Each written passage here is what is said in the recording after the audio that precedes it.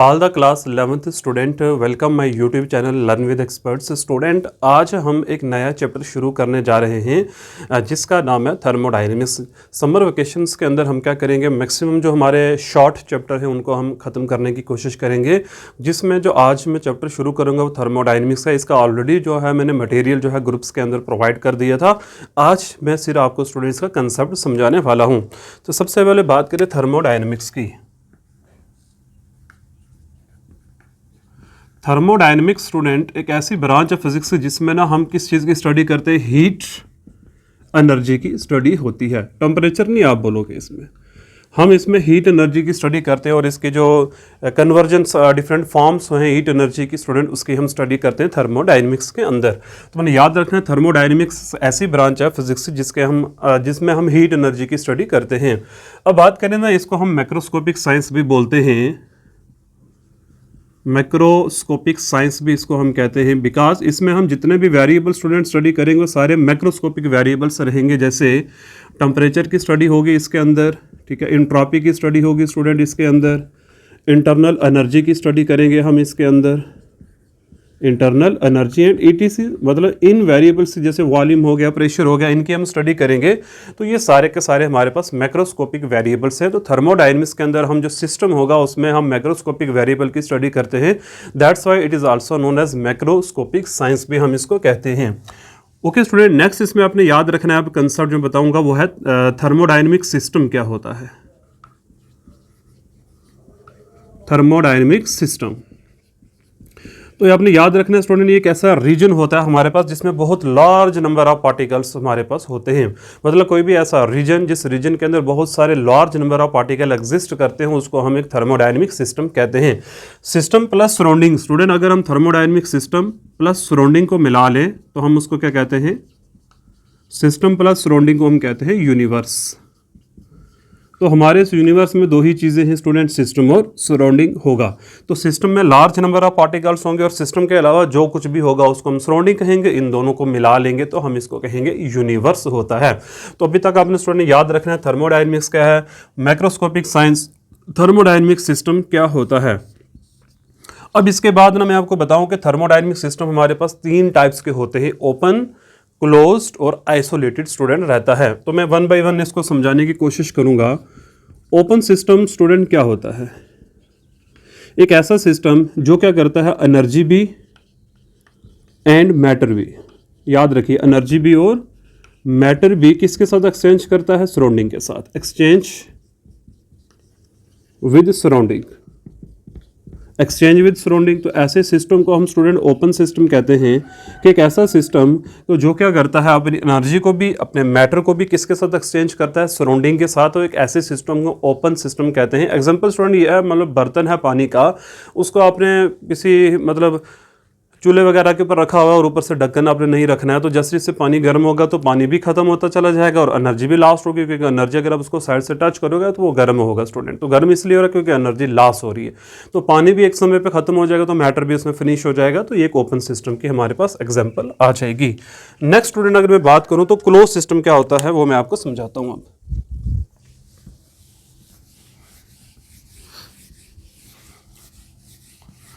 What is close system.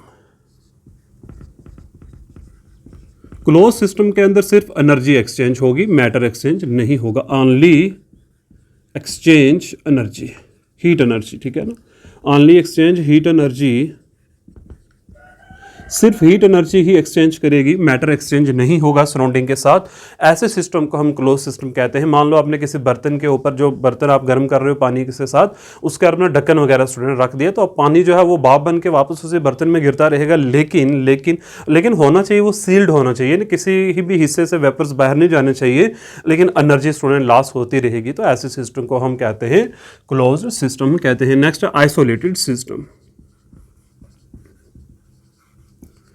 Isolated system ऐसा system है student जिसमें ना तो एनर्जी, हम ये कहेंगे neither energy nor matter exchange, nor matter exchange with surrounding, with surrounding. Okay, ना तो एनर्जी ना तो मैटर जो है वो सराउंडिंग के साथ एक्सचेंज करेगा, तो ऐसे सिस्टम को हम कहते हैं आइसोलेटेड सिस्टम हम कहते हैं। तो थर्मोडायनेमिक सिस्टम बेसिकली 3 टाइप्स के होते हैं, ओपन, क्लोज्ड और आइसोलेटेड सिस्टम। अब स्टूडेंट नेक्स्ट हम बात करेंगे वाल्स की बात करेंगे।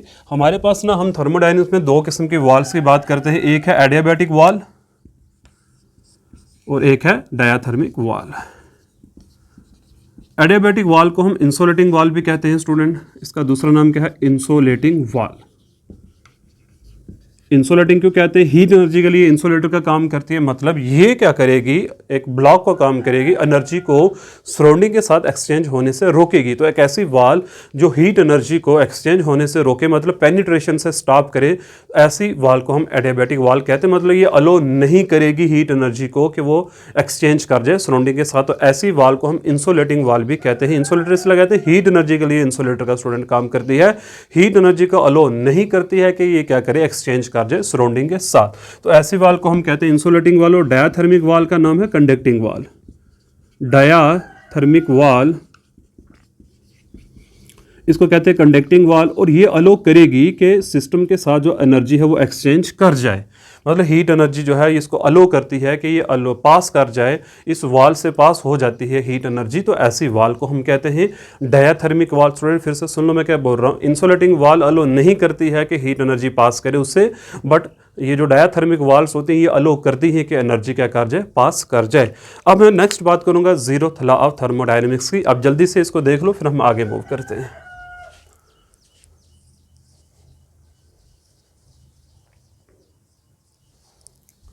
ओके स्टूडेंट, नेक्स्ट हम देखते हैं जीरोथ लॉ ऑफ थर्मोडायनेमिक्स क्या कहता है। ये छोटे छोटे यूनिट्स हैं हमारे पास, जल्दी खत्म हो जाएंगे, ठीक है। जीरोथ लॉ ऑफ थर्मोडायनेमिक्स,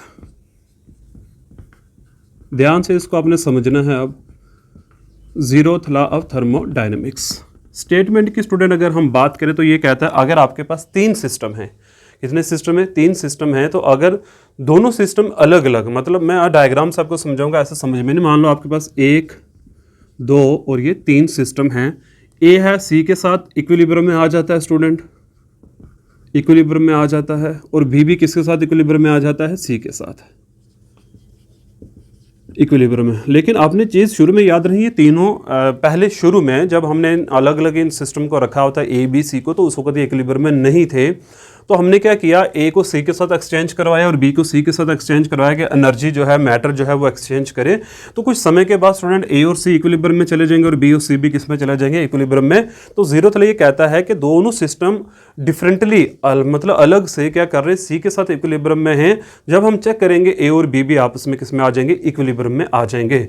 याद रखिए इसकी स्टेटमेंट क्या कहती है कि अगर 2 सिस्टम आपके पास किसी थर्ड सिस्टम के साथ इक्विलिब्रियम में आ रहे हैं, तो ये मतलब वो दोनों सिस्टम भी आपस में किस में आ जाएंगे, इक्विलिब्रियम में आ जाएंगे। तो इसको मैं आपने समझाऊंगा, प्रूफ कराऊंगा स्टूडेंट आपको। देखिए इसको हम इस तरीके से प्रूफ करेंगे।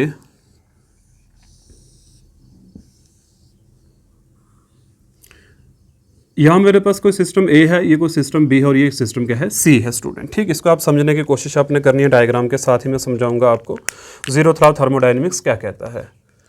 ये कहता है हम क्या करेंगे, और ये याद रखना है कि सराउंडिंग के साथ भी कोई एनर्जी एक्सचेंज नहीं कर रहे हैं, सराउंडिंग के साथ भी किसी किस्म की एनर्जी एक्सचेंज नहीं हो रही है। मतलब कौन सी वाल है, इंसुलेटिंग वाल हमने लगा रखी है,